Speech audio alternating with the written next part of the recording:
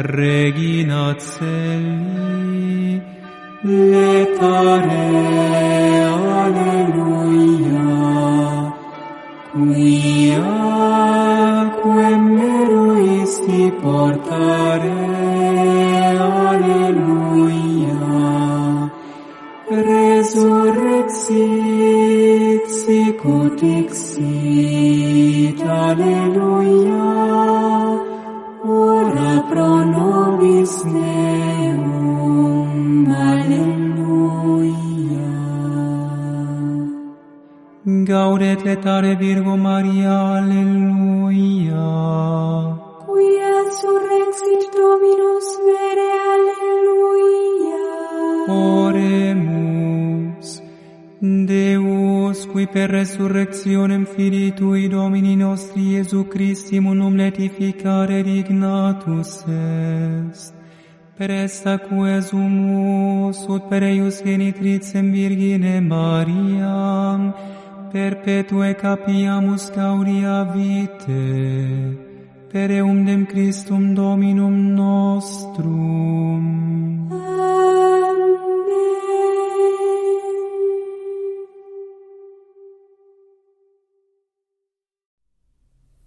Filoteia, Introdução à Vida Devota, por São Francisco de Sales.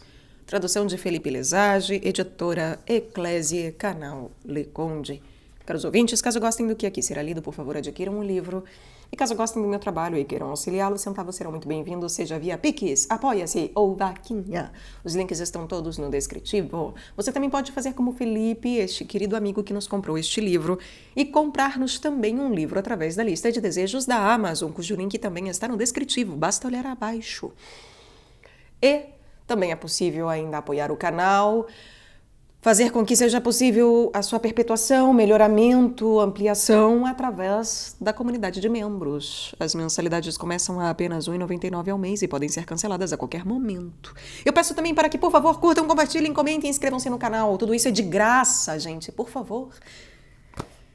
E peço também para que, por favor, sobretudo, orem por mim, a Deus, nosso Senhor.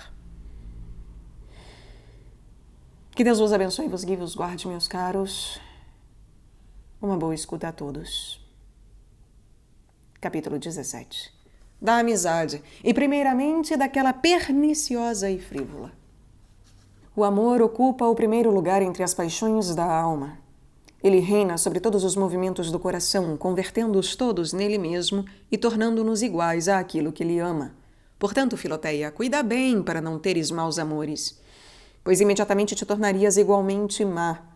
A amizade é de todos os amores o mais perigoso, pois todos os outros podem existir sem que haja comunicação, mas sendo a amizade totalmente fundada sobre a comunicação entre duas pessoas, sua existência é quase impossível sem que as boas e más qualidades de uma passem para a outra, e vice-versa. Nem todo amor é amizade, pois, primeiro, é possível amar sem ser amado, e quando isso sucede, há amor, mas não amizade, já que a amizade é um amor mútuo. Se não for mútuo, não se trata de amizade. Segundo, não basta que seja mútuo, é preciso que aqueles que se amam mutuamente estejam a par do afeto recíproco, pois se eles o ignorarem, terão amor, mas não amizade. E terceiro, é necessário que exista entre eles alguma forma de comunicação, que seja a base da amizade. Assim como há diversos tipos de comunicação, há também diversas espécies de amizade, e as comunicações diferem de acordo com a diferença entre os valores que são comunicados. Se forem valores falsos e vãos, a amizade será falsa e vã. Se forem valores verdadeiros, verdadeira será a amizade.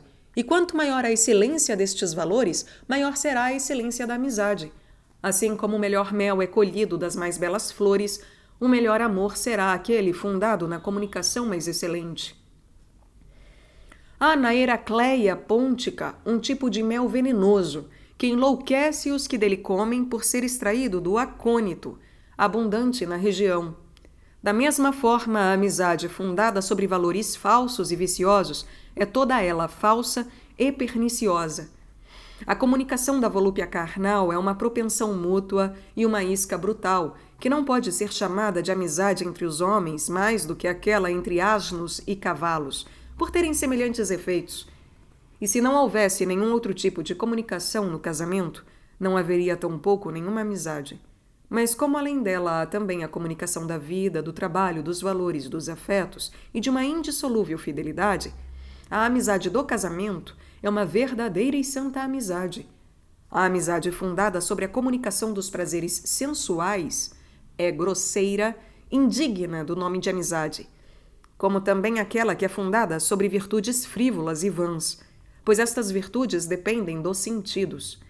Chamo de prazeres sensuais aqueles ligados diretamente e principalmente aos sentidos externos, como o prazer de contemplar a beleza, de ouvir uma voz melodiosa, o prazer do toque e semelhantes. Chamo de virtudes frívolas certas habilidades e talentos vãos que os fracos de espírito chamam de virtudes e qualidades.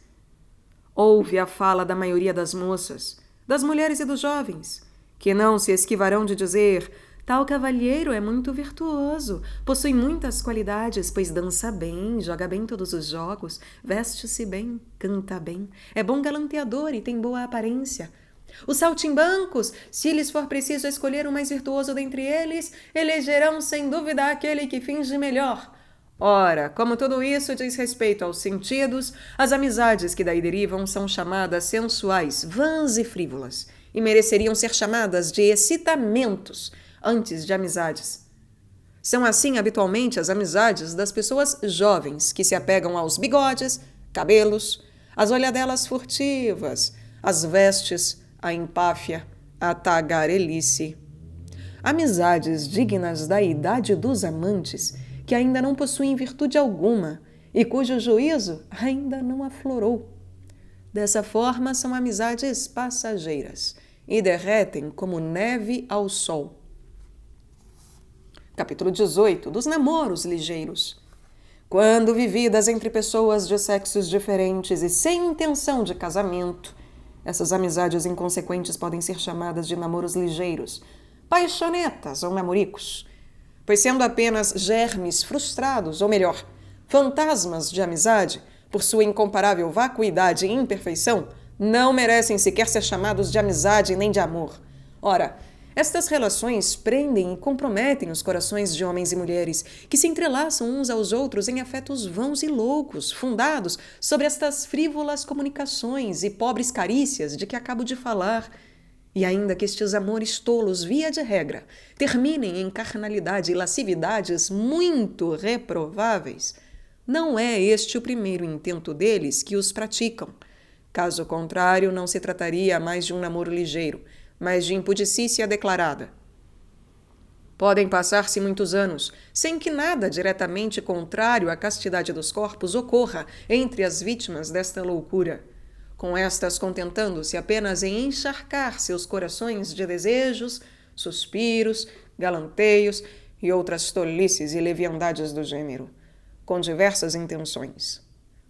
Alguns desejam unicamente satisfazer os seus corações, pelo dar e receber amor, seguindo sua inclinação amorosa, e escolhem seus amores unicamente pelo seu gosto e instinto, de forma que, ao encontrar alguém agradável, sem considerar o seu interior, nem tampouco o seu comportamento, iniciam esta comunicação subamorosa, enredando-se num caminho de difícil escapatória. Outros deixam-se levar pela vaidade, acreditando que não será pouca glória conquistar e prender corações por amor. Estes, tendo escolhido a glória, montam suas armadilhas e tecem suas teias em locais belos, elevados, raros e especiais. Outros ainda são levados tanto pela inclinação amorosa quanto pela vaidade, pois ainda que seus corações sejam sensíveis ao amor, só lhes interessa render-se a ele com alguma vantagem de glória. Essas amizades são todas más, loucas e vãs. Mas, pois desembocam e terminam finalmente no pecado da carne, e porque roubam o amor e, portanto, o coração a Deus e a esposa ao marido, a quem eram devidos. Loucas, pois não têm fundamento nem razão. E vãs, pois não rendem nenhum proveito, nem honra, nem contentamento. Pelo contrário, fazem perder tempo, tolhem a honra, sem dar prazer algum afora a expectativa de pretender e de esperar sem saber o que se quer nem o que se pretende. Pois a estes espíritos pobres e fracos, Sempre lhes parece que nas provas que lhes são dadas de amor recíproco, há não sei o que de desejável, que não sabem o que é, e por isso mesmo nunca termina o desejo, o qual segue torturando seus corações em perpétuas emulações, desconfianças e inquietudes. São Gregório de Nazianzo, escrevendo contra as mulheres vãs, disse maravilhas a esse respeito. Aqui está um pequeno trecho dirigido, na verdade, às mulheres, mas bom também para os homens, abre aspas. Tua natural beleza basta para teu marido, pois se ela for para diversos homens como rede estendida para um bando de pássaros, o que sucederá? Agradar-te-á aquele que se agradar com tua beleza. Retribuirás relance por relance, olhar por olhar.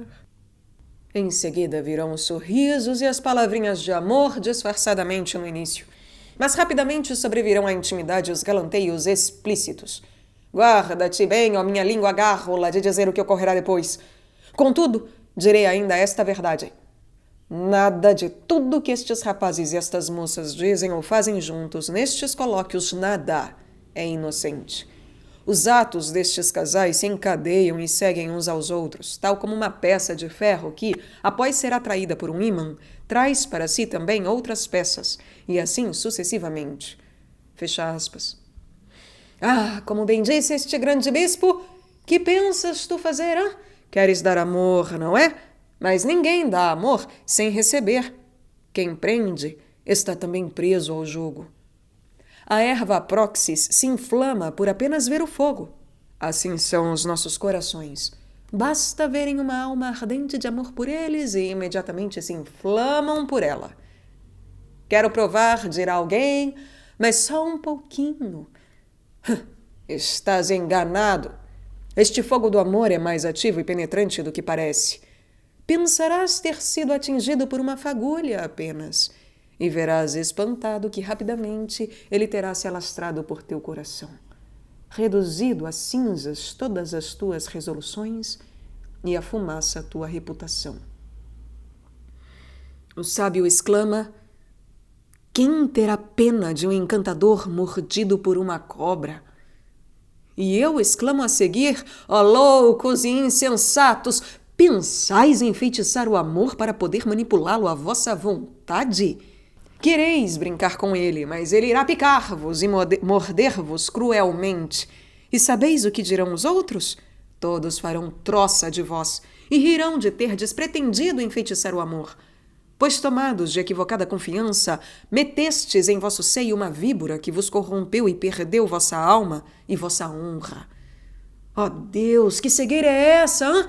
De arriscar credulamente por apostas tão frívolas o principal da nossa alma, sim, Filoteia, pois Deus quer o homem apenas por sua alma pela vontade e sua vontade pelo amor. Temos muito menos amor do que é necessário. Quero dizer, é-nos necessário um amor infinito para estarmos à altura de amar a Deus.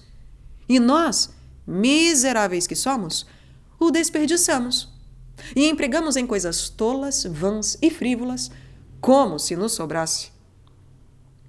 Este grande Deus que reservou apenas para si o amor de nossas almas, em reconhecimento por sua criação, conservação e redenção, exigirá uma rigorosa prestação de contas por estes loucos devaneios a que nos prestamos.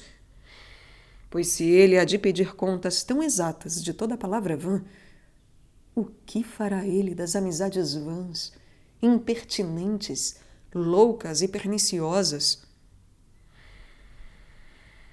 A nogueira prejudica os vinhedos e os campos nos quais está plantada, pois por ser muito grande, atrai para si todos os nutrientes da terra, a qual, por conseguinte, não poderá nutrir as outras plantas.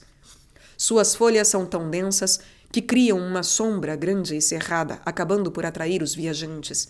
Estes, para colher seus frutos, estragam e pisoteiam tudo ao redor. Os tais namoricos são nocivos à alma da mesma forma, pois a ocupam tanto e tolhem tanto seus movimentos que ela se torna inútil para qualquer boa obra. As folhas, as conversas, diversões e galanteios são tão numerosas que tomam todo o tempo. E, finalmente, atraem tanta tentação, distrações, desconfianças e outras consequências que o coração inteiro é pisoteado e corrompido. Resumindo, este namorico não somente afasta o amor celeste, mas também o amor a Deus, enerva o espírito e compromete a reputação. Em uma palavra, ele é do mundo a diversão, mas a praga do coração. Ele é do mundo a diversão, mas a praga do coração. Capítulo 19 das verdadeiras amizades. Ó Filoteia, ama a todos com grande amor de caridade, mas tem amizade apenas com aqueles com quem possas fazer comércio de coisas virtuosas. E quanto mais sublimes forem as virtudes tratadas nessas relações, mais perfeita será tua amizade. Se tratares de ciências, tua amizade será de certo louvável, e mais ainda se tratares de virtudes, como a prudência, a justiça, a fortaleza e a temperança.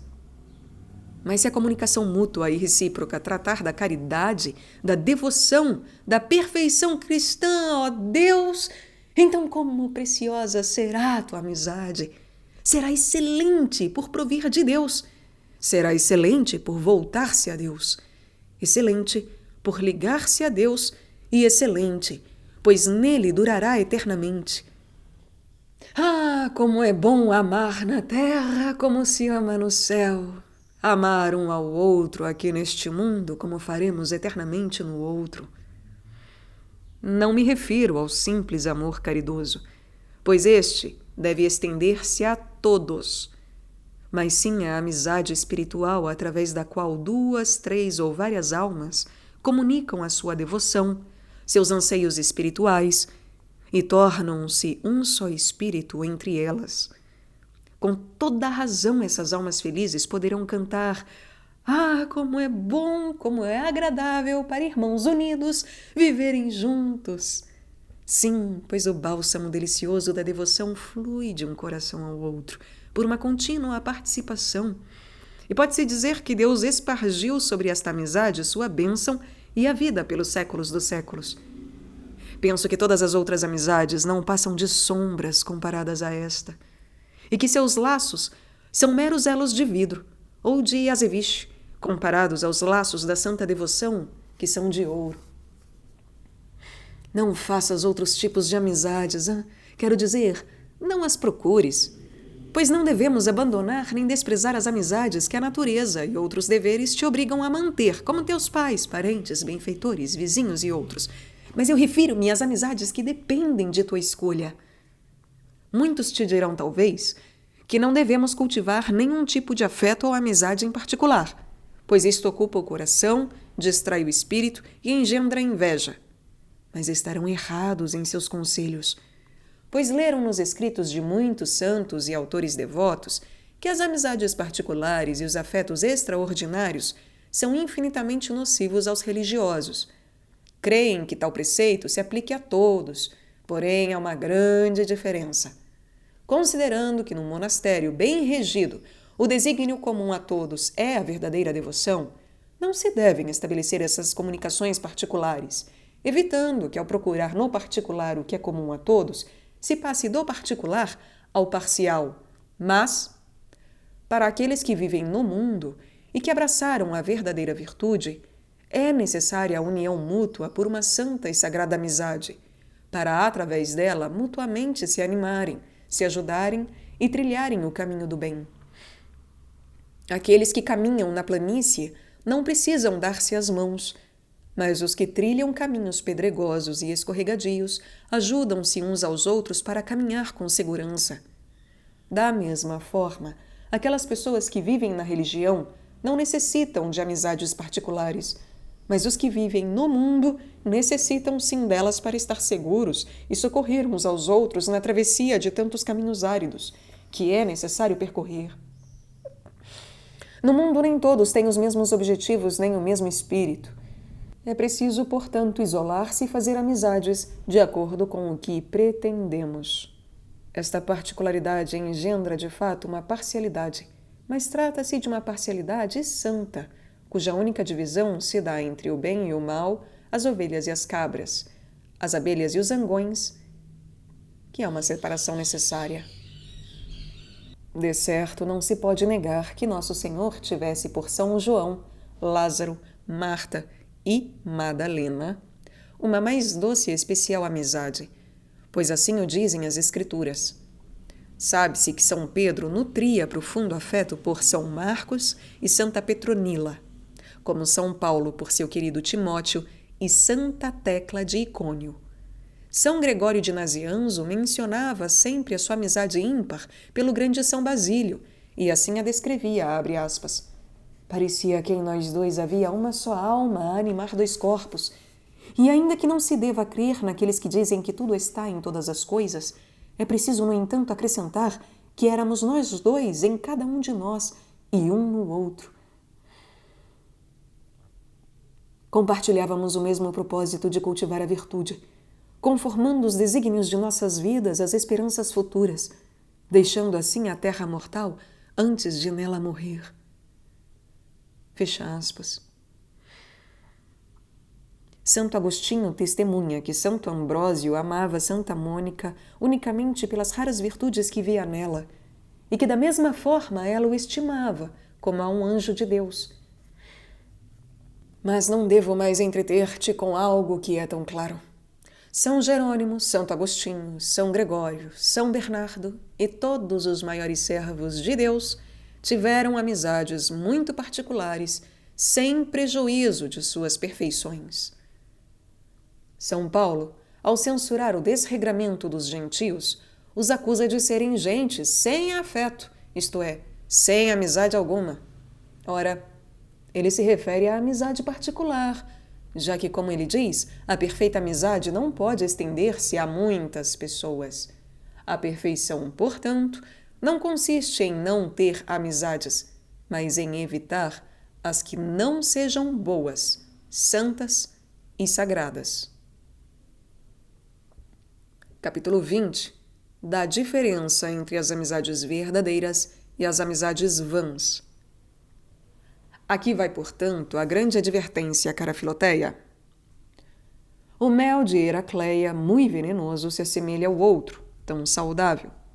Há grande perigo em se tomar um pelo outro, ou em tomá-los misturados, pois as qualidades de um não anularão a malignidade do outro. É preciso estar alerta, para não se deixar enganar por estas amizades, especialmente quando ocorrem entre pessoas de sexos opostos, pois Satã costuma iludir àqueles que se amam. Começa-se por um amor virtuoso, mas se não se toma cuidado, instala-se o amor frívolo, em seguida o amor sensual, e logo o amor carnal. Sim, mesmo no amor espiritual há perigo, e é preciso estar atenta, apesar de neste ser mais difícil a ilusão, já que sua pureza e inocência deixam evidentes qualquer imundície que Satã queira lançar-lhe. Por isso, quando tem a intenção de fazê-lo, ele o faz com astúcia, de forma a tornar imperceptível qualquer corrupção. Distinguirás a amizade mundana da amizade santa e virtuosa, da mesma forma que se distingue o mel de Heracleia do outro.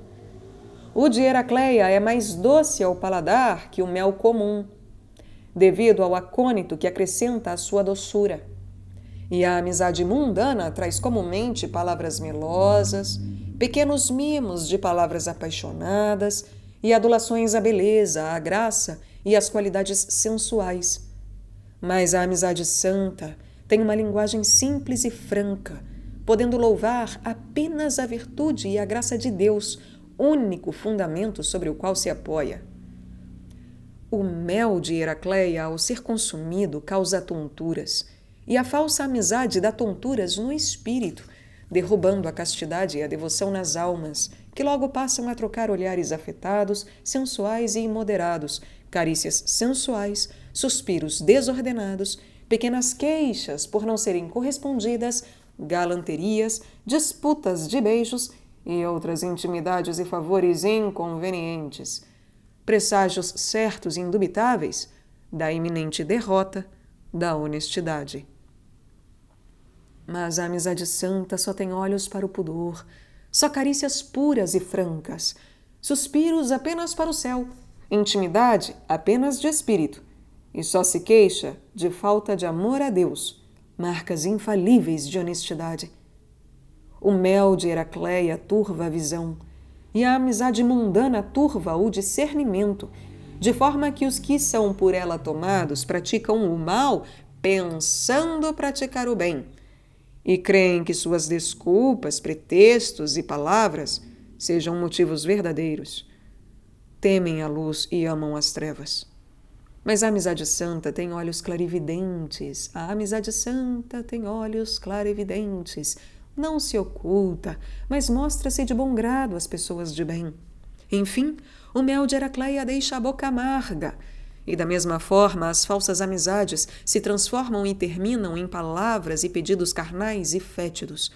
Ou, em caso de recusa, em injúrias, calúnias, imposturas, tristezas, confusões e ciúmes, que frequentemente terminarão em embrutecimento e desvario. Mas a amizade casta permanece constantemente honesta, cortês e amigável, e nunca se converte senão em perfeita e pura união de espíritos, imagem viva da amizade bem-aventurada, praticada no céu. São Gregório de Nazianzo diz que o pupilar do pavão, quando este faz sua roda e se exibe, incita grandemente as fêmeas que o ouvem à lubricidade. Quando se assiste um homem a se pavonear, se enfeitar e assim vir galantear, sussurrar e adular os ouvidos de uma mulher ou de uma moça, sem intenção de um justo casamento, sem dúvida não é senão para provocá-la a alguma impudicícia. E a mulher honrada tapará seus ouvidos para não escutar o pupilar deste pavão, nem a voz do encantador que deseja sutilmente enfeitiçá-la. Pois se ela o escutar, ó Deus, é mau prenúncio de perda do seu coração. Os jovens que fazem poses, caras e carícias, ou que dizem palavras pelas quais não gostariam de ser surpreendidos por seus pais, mães, maridos, esposas ou confessores, demonstram assim tratar de algo alheio à honra e à consciência. Nossa Senhora perturbou-se ao ver um anjo sob forma humana, pois ela estava só, e ele lhe tecia elogios extremados, embora celestiais. Ó Salvador do mundo, a pureza teme um anjo sob forma humana. Por que não temeria a impureza um homem, ainda que se apresente como um anjo, quando este lhe tece elogios sensuais e humanos? Por que não temeria a impureza um homem, uma mulher, um ser humano, ainda que se apresente como um anjo, quando este lhe tece elogios sensuais e humanos?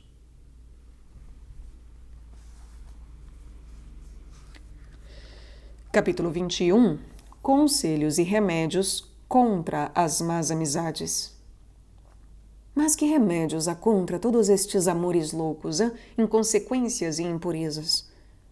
Assim que deles perceberes os primeiros sinais, Filoteia, dá-lhes as costas e com absoluta repulsa a essa coisa vã, corre para a cruz do Salvador e envolve teu coração na coroa de espinhos para evitar que essas pequenas raposas dele se aproximem. Guarda-te bem de qualquer acordo com o inimigo. Nunca digas: eu ouvirei, mas não farei nada do que me disser. Dar-lhe-ei ouvidos, mas recusarei meu coração. Ó, minha Filoteia, por Deus, ser rigorosa em tais ocasiões. O coração e os ouvidos falam um ao outro. É tão impossível quanto deter a enxurrada que desce a montanha. Impedir o amor que entrou pelos ouvidos de desaguar no coração. Tão impossível quanto deter a enxurrada que desce a montanha é impedir o amor que entrou pelos ouvidos de desaguar no coração. As cabras, segundo Alquimeon, respiram pelas orelhas e não pelas narinas. É verdade que isso foi negado por Aristóteles, e eu ignoro qual dos dois tem razão. No entanto, sei bem que nosso coração respira pelos ouvidos. Nosso coração respira pelos ouvidos. Que lindo isso! E da mesma forma que aspira e exala seus pensamentos através da língua, respira também pelos ouvidos, através dos quais recebe os pensamentos de outrem. Protejamos com cuidado nossos ouvidos do canto das palavras insensatas, pois de outra forma, rapidamente, nosso coração estará delas saturado. Não dês ouvido a nenhum tipo de proposta, qualquer que seja o pretexto. Em tal situação, não há perigo em ser mal educada e rude. Protejamos com cuidado nossos ouvidos do canto das palavras insensatas, pois que de outra forma, rapidamente, o nosso coração estará delas saturado. Não dês ouvido a nenhum tipo de proposta, qualquer que seja o pretexto. Em tal situação, não há perigo em ser mal educada e rude. Lembra-te sempre de que dedicaste o teu coração a Deus e que teu amor lhe foi sacrificado. Seria, portanto, um sacrilégio desviar uma ínfima parte que seja desse amor. Renova sempre este sacrifício ao momento da tentação. Por toda sorte de resoluções e protestos, e protegida por estes, tal como um cervo em seu esconderijo, pede a proteção de Deus, e ele te socorrerá, e seu amor virá em auxílio ao teu, a fim de que este exista unicamente para ele. E se já estiveres presa nas malhas deste amor louco, ó Deus, que dificuldade para delas desprender-te! Apresenta-te diante da Divina Majestade, toma conhecimento em sua presença do tamanho da tua miséria, da tua fraqueza e da tua vaidade, e de todo o coração, Filoteia, abomina este início de amores, repudia a vã promessa que fizeste, renuncia a todas as juras que recebeste, e com vontade absoluta, toma a decisão de nunca mais envolver-te em tais jogos e conversas de amor. Aconselho-te vivamente a te afastares da pessoa em questão, pois da mesma forma que aqueles que foram picados por serpente não se curam facilmente na presença de quem foi ferido por igual mordida, quem tenha sido picado pelo amor dificilmente poderá curar esta paixão na presença do outro que tiver sofrido a mesma picada. O afastamento é necessário para aplacar as dores e inquietudes, tanto do amor quanto da dor. O rapaz de quem fala Santo Ambrósio no livro 2º da Penitência, após longa viagem, retornou inteiramente livre dos loucos amores a que se havia entregado, e de tal forma mudado, que ao encontrar sua louca namorada, esta lhe perguntou: "Não me reconheces? Sou eu mesma." Ao que ele respondeu: "Sim, mas não sou eu mais o mesmo." A ausência lhe havia proporcionado esta feliz mudança, e Santo Agostinho narra que, para aliviar a dor pela morte de um seu amigo, deixou Tagaste, onde ele morrera, e rumou para Cartago. Mas e aquele que não puder afastar-se? O que deve fazer? É preciso impedir qualquer conversa particular, todo encontro secreto, qualquer doçura no olhar, qualquer sorriso, e, de forma geral, quaisquer comunicações e pavios que possam acender este fogo fétido e fumegante. No máximo, se for inevitável falar ao cúmplice, que seja para anunciar, através de uma declaração corajosa, curta e severa, o divórcio eterno que se operou. Afirmo isso a quem quer que tenha sido vítima destas armadilhas do amor fútil. Cortai, extirpai, rompei com elas. Não podeis vos entreter em descosturar estas loucas amizades. É necessário rasgá-las. Não se pode desatar os laços. É preciso rompê-los ou cortá-los para que se tornem inutilizáveis. Não se pode poupar esforços para eliminar um amor tão contrário ao amor a Deus. Mas, tu perguntarás, depois de rompidos os elos desta infame escravidão, ainda restará algum ressentimento? E as marcas e cicatrizes dos grilhões permanecerão impressas em meus pés, isto é, em meus afetos? Não, Filoteia. Se tiveres desenvolvido por teu mal a devida repulsa, claro. Pois se assim for, o único impulso que te moverá será o extremo horror por esse amor infame e de tudo que for ligado a ele, e ficarás livre de qualquer outra afeição pelo objeto abandonado, mantendo apenas uma puríssima caridade por Deus. Mas se por alguma falha em teu arrependimento restarem ainda algumas inclinações malignas, proporciona à tua alma uma solidão mental, conforme te ensinei mais acima, e recolhe-te a ela o mais que puderes, e por 1000 reiterados movimentos do espírito, renuncia a todos os teus desejos, renega-os com todas as tuas forças. Lê com mais frequência os livros santos, confessa-te mais vezes que de costume e comunga.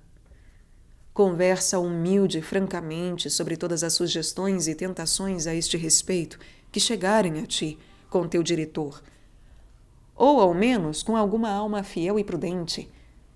E não duvides que Deus te livrará de toda paixão, desde que perseveres fielmente nestes exercícios. Ah, me dirás tu, mas não seria ingratidão romper tão impiedosamente uma amizade? Bem-aventurada seja a ingratidão que nos torna agradáveis a Deus. Não, Filoteia, por Deus, não será ingratidão, mas um grande benefício que farás ao amante. Pois rompendo teus laços, rompereis os dele, que vos eram comuns, e apesar de não perceber imediatamente sua felicidade, ele virá reconhecê-la. E contigo cantará a ação de graças: ó Senhor, quebrastes os meus grilhões. Irei oferecer-vos um sacrifício de louvor, invocando o nome do Senhor. E capítulo 22, mais alguns conselhos a respeito das amizades. A amizade exige uma grande comunicação entre os amigos, pois de outra forma não pode nascer nem subsistir. Por este motivo, é comum que, junto com a comunicação da amizade, passem juntas diversas outras comunicações que se alojam discretamente em ambos os corações por um fluxo mútuo de afeições, inclinações e impressões. É o que ocorre principalmente quando a amizade é fundada numa grande estima, pois o coração se abre de tal forma que as inclinações e impressões desta amizade são inteiramente transmitidas, sejam elas boas ou más. De certo, as abelhas que recolhem o mel de Heracleia buscam apenas o mel, mas junto com o mel sugam, sem perceber, as qualidades venenosas do acônito, do qual extraem sua colheita. Portanto, Filoteia, a esse respeito é necessário praticar a palavra que o Salvador de nossas almas costumava repetir, segundo os antigos: sede bons cambiadores e bons moedeiros. Isto é, não recebe a falsa moeda como moeda boa, nem a liga de ouro como ouro fino.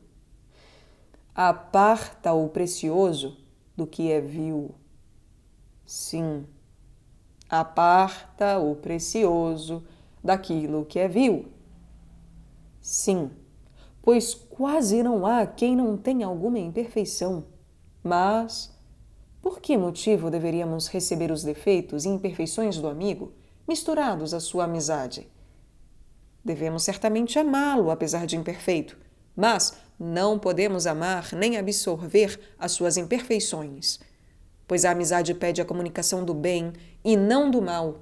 Assim como os homens que tiram o cascalho do tejo e separam dele o ouro, também aqueles que se comunicam em boa amizade devem nela separar a areia das imperfeições e impedir que estas últimas se alojem em seu coração. É verdade que São Gregório de Nazianzo atesta que muitos admiradores de São Basílio foram levados a imitá-lo, até mesmo em suas imperfeições exteriores, na sua fama lenta, no seu espírito absorto e pensativo, no formato da sua barba, no seu modo de andar.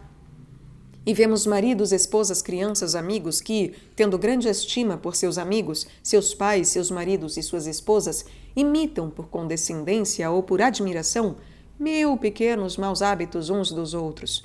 Ora, isto é algo que não se deve fazer, pois cada um já tem defeitos suficientes sem incorporar as imperfeições alheias.